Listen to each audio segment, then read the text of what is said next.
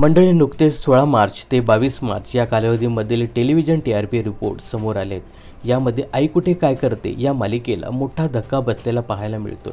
अगदी टॉप 15 मालिकांच्या बाहेर ही मालिका फेकली गेली आहे। तर याची काही कारणं या व्हिडिओच्या माध्यमातून जाणून घेऊया।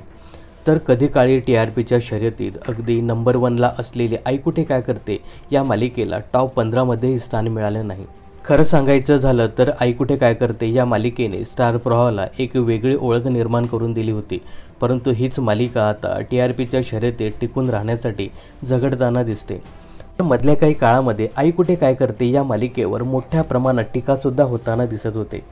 मालिकेचं घसरलेलं कथानक हेच याचं प्रमुख कारण असल्याचं बोललं जात आहे। यासोबतच या मालिकेत सतत दाखवली जाणारी लफडी यामुळे सुद्धा ही मालिका प्रेक्षकांच्या रडारवर आली होती।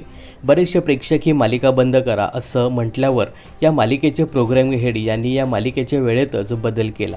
यासोबतच आशुतोष हे पात्र प्रेक्षकांच्या आवडीचं असताना त्या पात्राचा अचानकपणे मृत्यू दाखवला ही बाबसुद्धा कुठेतरी प्रेक्षकांना खटकताना दिसते।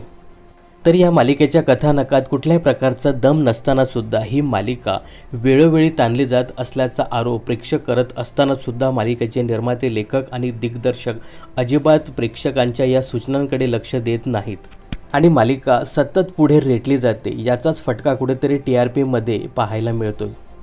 आणि यासोबतच या मालिकेचा TRP सुद्धा चांगला असताना प्राईम टाईम काढून ही मालिका दुपारी 2:30 वाजता प्रेक्षकांच्या भेटीला आणली। या सगळ्या गोष्टींमुळे ही मालिका 1 ते 5 मध्ये असताना सुद्धा TRPच्या शर्यतीत 16व्या क्रमांकावर फेकली गेली। तर ही काही आहेत बेसिक कारणं ज्यामुळे या मालिकेचा TRP अगदी कमी झाला आहे। तुम्हाला काय वाटतं, आई कुठे काय करते या मालिकेचा TRP कोणत्या कारणामुळे कमी झाला असावा हे कमेंट्स करून नक्की सांगा।